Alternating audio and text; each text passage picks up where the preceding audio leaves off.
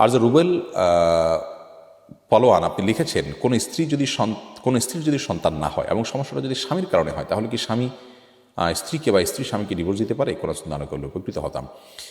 একজন স্বামী তিনি বিয়ে করবেন, একজন মেয়ে মানুষ তিনি বিবাহ বন্ধনে আবদ্ধ হবেন, উদ্দেশ্য হবে যে তাদের মাধ্যমে আল্লাহর বান্দা দুনিয়াতে আসবে, তাদের বংশধর বিস্তার হবে।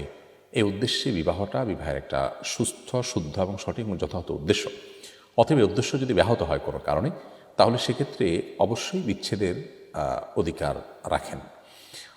স্বামী তার স্ত্রীর যদি শারীরিক কারণে আপনার সন্তান না হয় এটি নিশ্চিত হতে পারেন, মেডিকেল টেস্টের মাধ্যমে, চেকআপের মাধ্যমে নিশ্চিত হতে পারেন, তাহলে সেক্ষেত্রে তিনি অন্য আরেকটি বিয়ে করার এখতিয়ার রাখেন।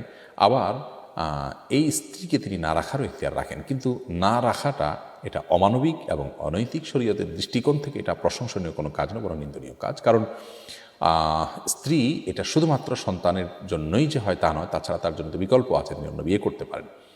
হ্যাঁ, কোনো স্ত্রী তার বিয়ে হয়েছে কোনো স্বামীর সঙ্গে, সে স্বামীর শারীরিক অক্ষমতা বা অপারগতা যদি থাকে, যার কারণে সন্তান হওয়ার সম্ভাবনা না থাকে, তাহলে সেক্ষেত্রে তিনি অবশ্যই আদালতের মাধ্যমে, যথাযথ কর্তৃপক্ষের মাধ্যমে, কিংবা তালাকের যে অর্পিত তালাকের পাওয়ার আছে যদি তার নেওয়া থাকে, তাহলে সেক্ষেত্রে তার ভিত্তিতে তিনি ডিভোর্সের পথ গ্রহণ করতে পারেন। কিন্তু একজন স্বামীর জন্য ডিভোর্সের বিকল্প যেহেতু আছে এখানে, তাহলে সরাসরি ডিভোর্সের দিকে যাওয়াটা তার জন্য অনৈতিক এবং অনুচিত কাজ। বাকি স্বামী হিসাবে তার স্ত্রী যদি মনে হয় যে তিনি স্ত্রী রাখতে পারবেন না, তার সেসব ক্ষমতা নেই, এবং এখানে সন্তান যেহেতু হবে না, সেজন্য যদি তালাক দেন, তাহলে সেক্ষেত্রে শরীয়ত তাকে হারাম বা নিষিদ্ধ ঘোষণা করার সুযোগ রাখে না। তবে যতটুকু সম্ভব তিনি সমন্বয় করার চেষ্টা করা উচিত, কারণ তালাক এটা হলো সর্বশেষ অস্ত্র এবং নিরুপায় ব্যক্তির জন্য এই পদ্ধতি ইসলাম রেখেছে যে বিবাহকে বিচ্ছেদ করা হবে।